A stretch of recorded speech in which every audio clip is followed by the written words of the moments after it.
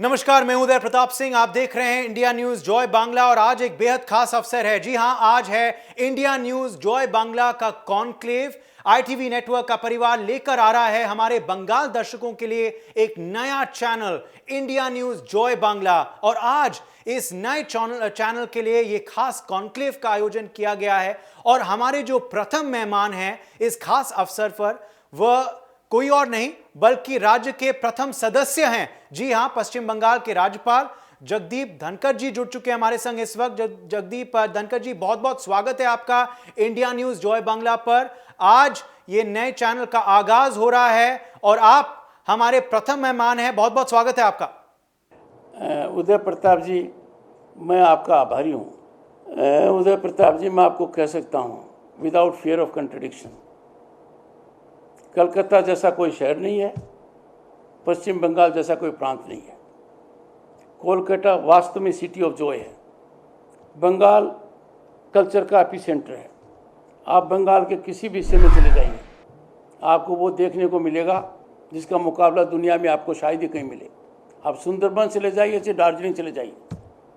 हमारे यहाँ 51 शक्तिपीठों में से कितनी ज़्यादा है देखिए। अब शांति निकेतन देखिए, 100 साल मनाने जारी है। आप जादवपुर यूनिवर्सिटी देखिए, कलकत्ता यूनिवर्सिटी देखिए, आप विक्टोरिया मेमोरियल इंडियन म्यूजियम देखिए, मतलब नेशनल लाइब्रेरी, कुछ भी आप देखेंगे आपको मिलेगा। आप यदि अगर ऐतिहासिक पृष्ठभूमि में देखेंगे तो सबसे बड़ा सामाजिक सुधार राजा माउंट रॉय, मतलब दुनिया को प्रभावित करने वाला थॉट प्रोसेस आपको विवेकानंद जी मिलेंगे, रविन्द्रनाथ टैगोर मिलेंगे। मतलब जहाँ किसी भी फील्ड में आप देखें, आर्ट, म्यूजिक, साइंस, लिटरेचर, किसी भी फील्ड में you will find a Bengali mind performing at the highest level. हमारे यहाँ कितने नोबेल लॉरिएट्स हैं, भारत रत्न हैं, किस फील्ड में काम नहीं किया गया है। मैं तो कह सकता हूँ कि जहाँ जहाँ बंगाल में गया मुझे आश्चर्य हुआ कि मैं बंगाल नहीं आता तो मैं किस प्रकार से इग्नोरेंट होता। तमलुक में गया तो पता लगा सैकड़ों साल पुराना क्या इतिहास है। चैतन्य प्रभु की भूमि में जाएं तो पता लगता है क्या हुआ है। आप कहीं भी चले जाइए, जानने की आवश्यकता है। नॉर्थ बंगाल में जाएंगे, सुंदरबंस को लोग जानते हैं, दुनिया के अंदर स्थान है, पर नॉर्थ बंगाल में जाएंगे कितने नेशनल पार्क हैं, कितनी वाइल्ड लाइफ सेंचुरीज हैं, टाइगर रिजर्व है, दार्जिलिंग के साइड में कलिम्पोंग है, देखते ही बनता है। तो उदय प्रताप जी, यहाँ ज़्यादा समय दीजिए, आपकी चैनल सही समय पर आई है। मीडिया का रोल पश्चिम बंगाल के हित में रहे, ये मैं कामना करता हूँ। क्योंकि आप हमारे प्रथम मेहमान हैं धनखड़ जी, तो मैं आपसे जरूर एक संदेश चाहूंगा हमारे पूरे टीम के लिए, India news Joy Bangla team के लिए, आईटीवी नेटवर्क की टीम के लिए और मीडिया के लिए आपका संदेश क्या रहेगा। मीडिया की भूमिका बहुत अहम है। आजकल चुनाव चल रहे हैं पश्चिम बंगाल में, तो मीडिया की भूमिका पे और हमारे टीम के लिए आपका क्या संदेश रहेगा। मैं आपको मुबारकबाद देता हूं कि आपने ऐसा सोचा कि आपका परिवार पश्चिम बंगाल में भी अपनी उपस्थिति दर्ज करे। इंडिया न्यूज जॉय बांग्ला को मैं बहुत शुभकामनाएं देता हूं। आपके माध्यम से आपको और आपके सभी सहयोगियों को मैं ये मानकर चलता हूं, ये उनका सार्थक प्रयास राज्य की जनता के हित में रहेगा। पश्चिम बंगाल का प्रथम सेवक होने के नाते मैं सौभाग्य मानता हूं कि आपने पहले दिन ही मुझे ये मौका दिया है। एक बेहद दिलचस्प चुनाव आजकल चल रहा है पश्चिम बंगाल में धनखड़ जी, तो मैं पूछूंगा आपसे, 2 चरण बीत चुके हैं। पहले 2 चरण को आप किस नजरिए से देखते हैं? बहुत ही हाई वोटिंग टर्नआउट रहा है, ये क्या दर्शा रहा है? उदय प्रताप जी, प्रजातांत्रिक व्यवस्था में मीडिया का बहुत ही जबरदस्त स्थान है। मैं लगातार कहता रहा हूँ कि मुझे उस दिन से डर लगता है जिस दिन मीडिया डर जाएगा। मैं समझता हूँ मेरा वाक्य सब कुछ कह रहा है। मैं ये कहना चाहता हूँ, media has to be fearless, media has to be fair. और जब कभी कहा किसी ने कि खबर क्या है, खबर वो है जिसको लोग छिपाना चाहते हैं। मैं उम्मीद करता हूँ, आशा करता हूँ कि जब मीडिया ग्राउंड रियलिटी को दिखाएगा, जब मीडिया उस बात को दर्शन कराएगा कि वास्तव में क्या हो रहा है, तो सुधार अपने आप होगा। जब मीडिया के बारे में कहा गया है कि प्रजातांत्रिक व्यवस्था के अंदर it is the fourth pillar, मैं कहता हूँ it is the strongest pillar. और मीडिया अपना काम निष्पक्षता से करे, निर्भीकता से करे, जनहित में करे और थोड़ा सेंसेशन से अलग हटकर करे, ऐसी मैं कामना करता हूँ। बाकी उदय प्रताप जी, मैं मीडिया को राय नहीं देता, मैं उनसे इंस्पिरेशन लेता हूँ, मीडिया से मैं गाइडेंस लेता हूँ, मैं देने की हालत में नहीं हूँ। आप तो कह रहे हैं आप संतुष्ट है पहले 2 चरण के पोलिंग से, मगर मुख्यमंत्री ज्यादा संतुष्ट नजर नहीं आ रही हैं। पश्चिम बंगाल की मुख्यमंत्री उन्होंने शायद दूसरे चरण के बाद आपको फोन भी किया था, नंदीग्राम से फोन किया था पूरे मीडिया के सामने, क्या चर्चा हुई उस वक्त? देखिए, माननीय मुख्यमंत्री जी ने जो मुझे फोन किया उसके बारे में कोई जानकारी उन्होंने सार्वजनिक रूप से नहीं दी है और मैं भी सार्वजनिक रूप से जानकारी नहीं देता। पर इतना कह सकता हूँ, जो मुख्यमंत्री जी ने मुझे कहा उसकी अनुपालना अक्षरशः हुई है, ऐसा वो भी जानती हैं, मैं भी जानता हूँ। और ये बहुत सुखद अनुभव उनके लिए भी है, मेरे लिए भी है, क्योंकि प्रजातांत्रिक व्यवस्था में हम सबकी सबसे बड़ी जिम्मेवारी है कि हम प्रजातांत्रिक व्यवस्था के जो श्रेष्ठ मूल्य हैं उनमें किसी प्रकार की कमी न करें। और जहाँ तक मैंने ये कहा कि बाई एंड लार्ज पीसफुल है, तो आप अंदाज़ा लगाइए कि 2 फेजेज में कितने बूथ हैं और शिकायत कितने बूथ के बारे में हुई है। प्रथम चरण के किसी भी बूथ की रीपोलिंग की मांग नहीं की गई, ये रिकॉर्ड पर है। इस फेज की कितनी की जाएगी मेरे को जानकारी नहीं है, पर मैं आपको कह सकता हूँ पहले के मुकाबले बहुत कम होगा। ये बहुत ही हाई टर्नआउट है और काफी लोग ये कह रहे हैं कि जब एक इनकम्बेंट सरकार के लिए बहुत हाई टर्नआउट आता है तो ये एंटी इनकम्बेंसी का सबूत होता है। हम देख रहे हैं कि बीजेपी के अध्यक्ष भी और गृह मंत्री ये दावा कर रहे हैं कि बदलाव का रुख जो है पश्चिम बंगाल में इस वक्त दौड़ रहा है। क्या आपको लगता है ये जो हाई टर्नआउट है वो बदलाव की ओर ले जा रहा है पश्चिम बंगाल को? क्या बदलाव नजर आ रहा है आपको पहले 2 चरण के वोटिंग के पश्चात? नहीं, ये राजनीतिक विषय है। उदय प्रताप जी, मुझे इसमें मत डालिए। मैं मॉडल कोड ऑफ कंडक्ट के अंदर राज्यपाल होने के नाते आई विश टू कन्फाइन संवैधानिक की जो सीमाएं हैं उसका उल्लंघन न मैंने आज तक किया है न करने का मेरा मानस है। मेरा यह है कि राज्यपाल का राजनीति से कोई सरोकार नहीं है। मैं राजनीतिक आउटकम के अंदर स्टेक होल्डर नहीं हूँ। मेरा सिर्फ इतना सरोकार है कि राज्य में चुनाव संपन्न बिना वायलेंस के हो जाएं, कानून सम्मत हो जाएं, विधि सम्मत हो जाएं और संविधान के दायरे में हों। और मेरे को प्रसन्नता है इस बात की कि इस दिशा में हम आगे बढ़ रहे हैं, पर इस प्रवृत्ति को हमें नर्चर करने की आवश्यकता है ताकि आने वाले जो 6 फेज हों उसमें इसकी और बढ़ोतरी हो।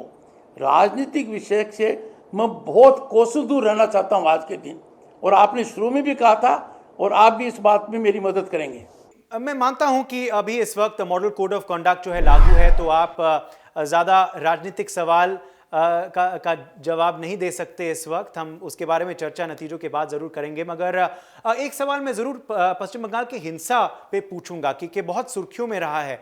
पश्चिम बंगाल में पिछले कुछ हफ्तों, पिछले कुछ महीनों में इतनी हिंसा क्यों हुई है, और क्या आपको, क्योंकि आप राज्यपाल हैं इस राज्य के, दुख हुआ ये वाकयाओं को देखकर?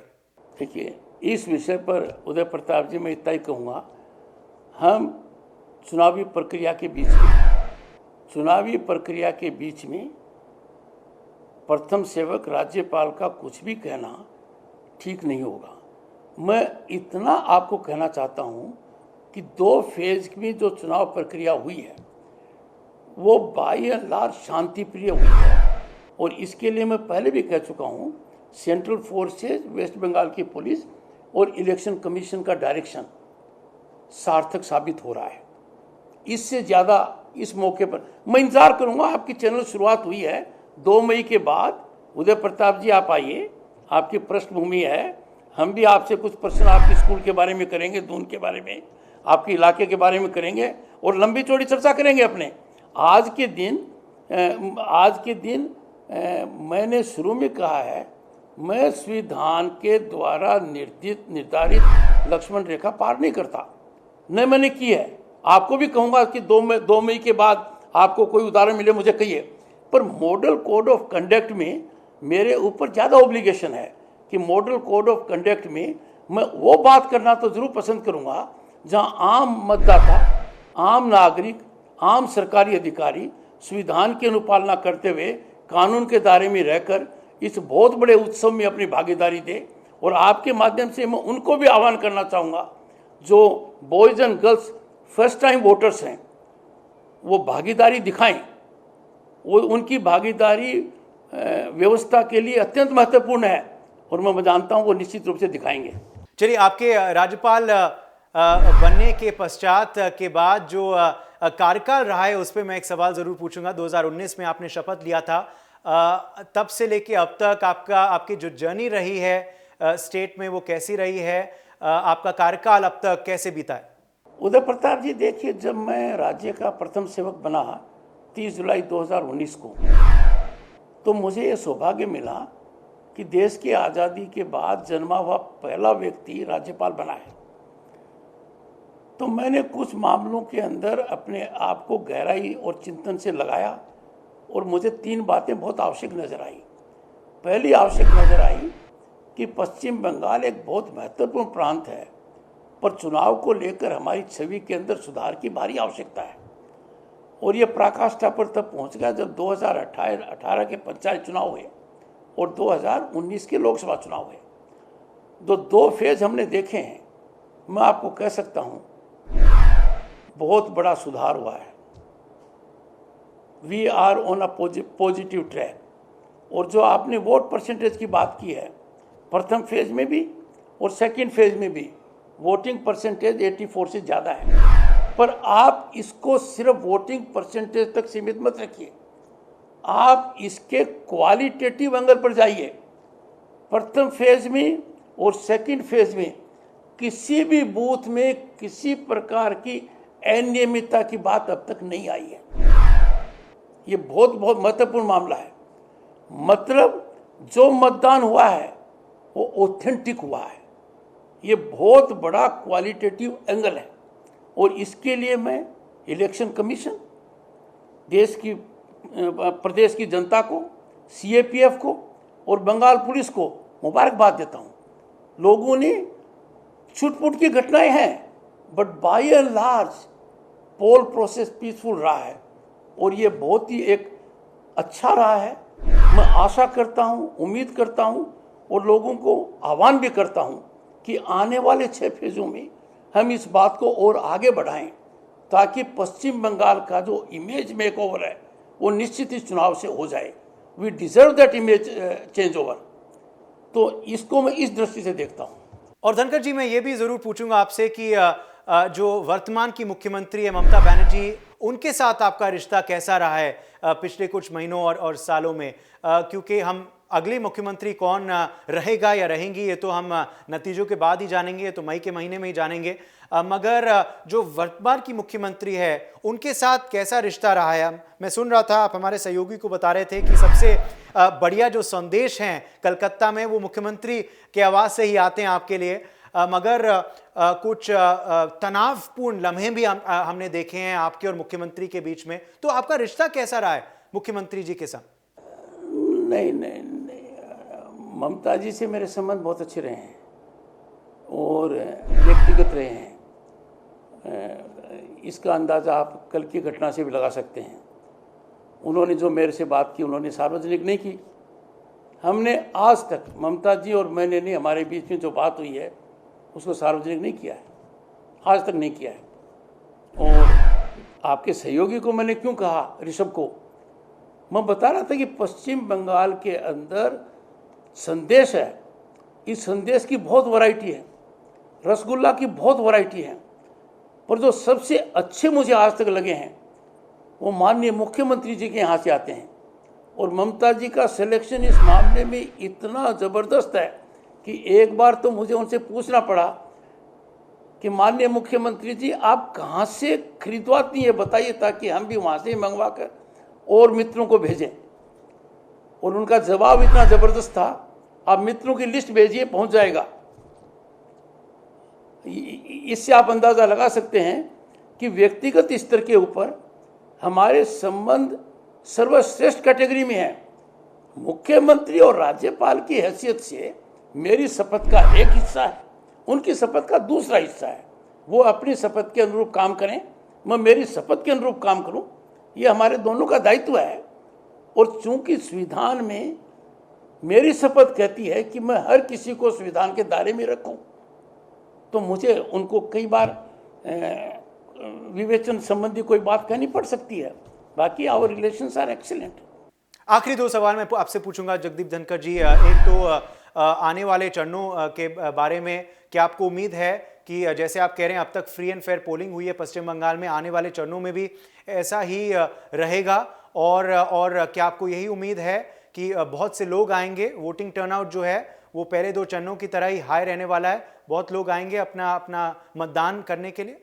देखिए उदय प्रताप जी, 2 फेज अच्छे निकले, वायलेंस कम हुआ है, लोगों ने खुलकर मतदान किया है, मतदान की प्रतिशत दोनों में 84 से ज़्यादा रही है, ये सुखद अनुभव है। This trend has to be nurtured, इसमें खाद पानी देने की आवश्यकता है ताकि आने वाले 6 फेज के अंदर हालात और सुधरें, ताकि पश्चिम बंगाल का नाम फेयर इलेक्शंस के अंदर ऊंचा आए। 2 फेज हमें बहुत आशा की किरण दिखा रहे हैं, मैं मानकर चलता हूँ आगे रहेगा। और लोगों ने खुलकर मतदान दिया है, निर्भीकता से मतदान दिया है, छुटपुट की घटनाओं के अलावा सब चीज़ सामान्य रहा है, ये एक अच्छा काम रहा है। मैं लगातार 2 बातें कहता रहा था, 3 कहता रहा था, पर 2 पर ज़्यादा जोर था। एक, हमारे यहाँ चुनावी प्रक्रिया संविधान के दायरे में हो, कानून के दायरे में हो, निष्पक्षता हो, मतदान फ्री और फेयर हो, मतदाता को अपना मत अपने हिसाब से देने की वजह से कोई दुष्परिणाम न सहना पड़े, ये मैं कहता रहा था। दूसरा, सरकारी तंत्र को मैं आगाह करता रहा था कि सरकारी तंत्र का कोई राजनीतिकरण नहीं होना चाहिए, सरकारी तंत्र को राजनीति में दिलचस्पी नहीं लेनी चाहिए, सरकारी कर्मचारी का ये दायित्व नहीं है कि वो राजनीति का काम करे। और जब मैं अच्छा बदलाव देख रहा हूँ, सुखद बदलाव देखता हूँ, तो मुझे बहुत अच्छा लगता है, and this is a positive change. बाकी राज्यपाल की दृष्टि से मैं राजनीति में कोई स्टेक होल्डर नहीं हूँ, राजनीति किधर जाती है, ऊँट किधर करवट बैठता है, इससे मेरा कोई लेना देना नहीं है। मेरा लेना देना बहुत सीमित है, और मेरा लेना देना सीमित है कि सब कुछ भारत के संविधान की मूल भावना के अंतर्गत हो, कानून के दायरे में हो, रूल ऑफ लॉ के अनुसार हो, इतना ही मेरा देखना है, इसके अलावा मैं स्टेक होल्डर नहीं हूँ। आखिरी सवाल मैं आपसे पूछूंगा, क्योंकि आप पश्चिम बंगाल के इस वक्त राज्यपाल हैं, तो आने वाले दिन, आने वाले महीने, साल पश्चिम बंगाल के लिए कैसे रहेंगे? क्या आपको उम्मीद है कि पश्चिम बंगाल जो है वो सोनार बांग्ला की तरफ बढ़ेगा?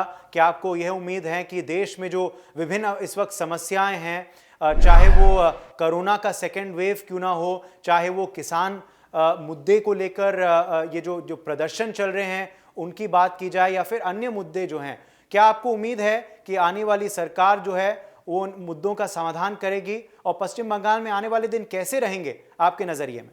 मॉडल कोड ऑफ कंडक्ट की वजह से आपके प्रश्न के कई हिस्से हैं, मैं जवाब नहीं दे पाऊंगा, पर कोविड के लिए ज़रूर कहूँगा, हमें सेकेंड वेव के लिए ज़्यादा सतर्कता दिखानी चाहिए।